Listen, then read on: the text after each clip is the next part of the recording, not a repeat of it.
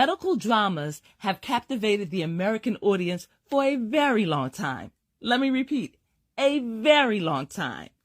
We, for some reason, are fascinated with watching doctors perform their daily tasks of seeing patients in difficult situations.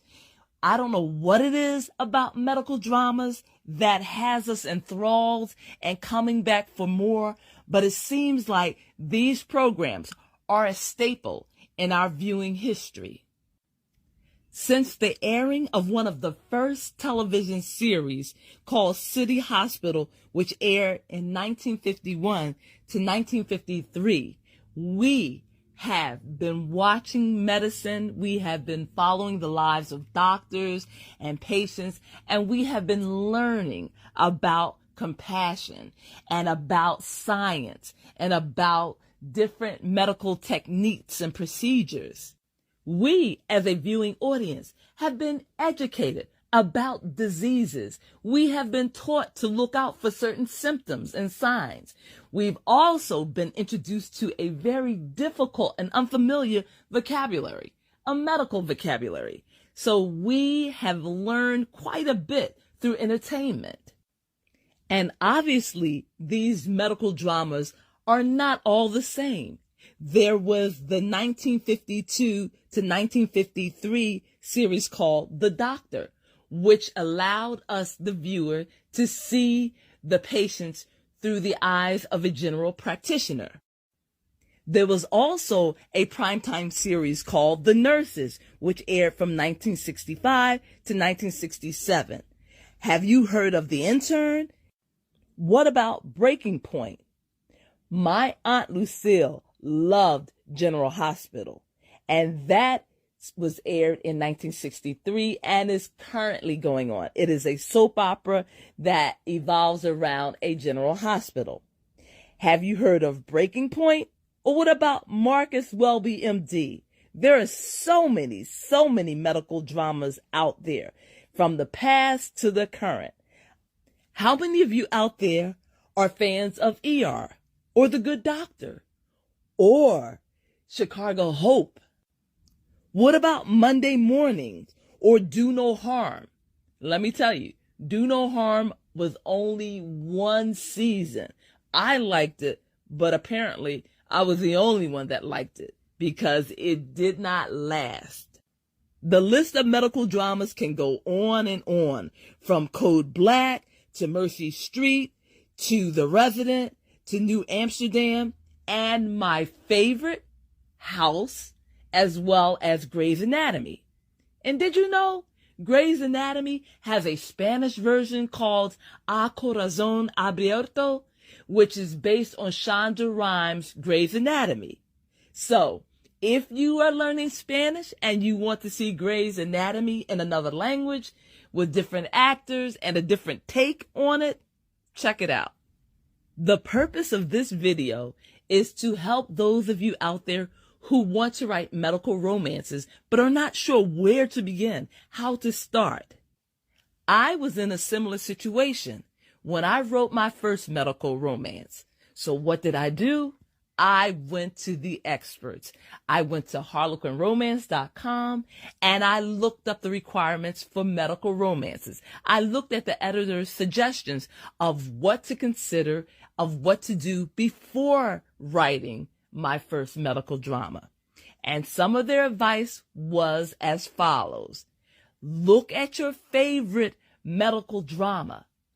Critique it. See what you like about it and why you like it. And study different series. Also, look at the different careers in the medical field. You don't always have to write about doctors or nurses. You can write about therapists. You can write about psychologists. You can write about neurosurgeons. You can write about dietitians. The vast array of professions available to you is numerous. Harlequin Romance also suggested that you look at locale. Does your story take place in the big city? Does it take place in the country? Is it within the United States or is it outside of the states? that can make a big difference in the telling of your story. I would add also, what type of medicine are you covering? Is it pediatrics? Is it gynecology? Is it dentistry? What about podiatry? There is a huge range that you can choose from. There are so many medical fields that you can venture into. For me, when I wrote Unscrubbed, my first medical romance, it was set in a laboratory in a hospital, the central lab, which is where I work. And the main character, was a young technician who wants to become a doctor. And it shows her struggles and trials in getting into medical school. She also has a sleeping disorder. It's a modern day retelling of Sleeping Beauty. So definitely check it out. My second book is entitled Scrubbalicious, and this is available in paperback, ebook, and audiobook, and it has a wonderful rating. This particular story is about a female cardiothoracic surgeon who is African American and her Mexican friend who's a pulmonary surgeon. And also we have a midget from down south, or maybe I should say a little person. That would be politically correct. And she is a plastic surgeon, and she is also a hoot. You will love her. So check out my medical series and let me know what you think. I also would like to say that in doing the research on how to write a medical romance, you can look at medical books. For me, what I did was I took anatomy in college, and I used my anatomy textbook. I used anatomy coloring books. I have a medical dictionary.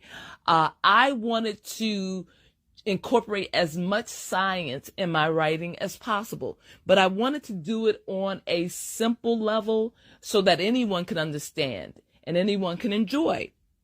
But my suggestion to you is that you do not have to get extremely technical to tell a medical romance. You can just give the illusion or the impression of being in a medical setting. Your job as the writer is to convince the reader that they are in a medical world.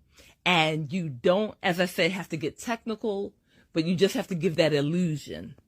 For me, I also read lots of biographies. I read a biography on the day in life in a surgeon.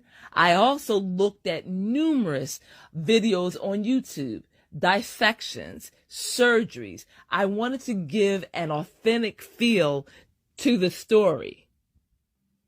I have worked in the medical field for 36 years, and I am in the lab.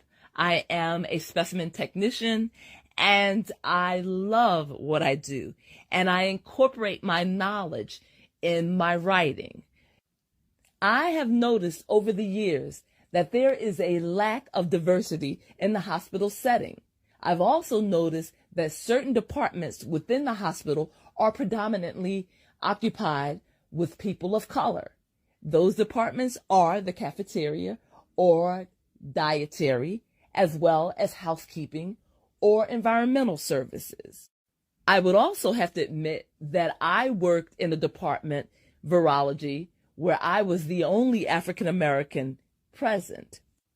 Medical romances are important, especially if they include people of color, because they allow young readers to hope and to believe.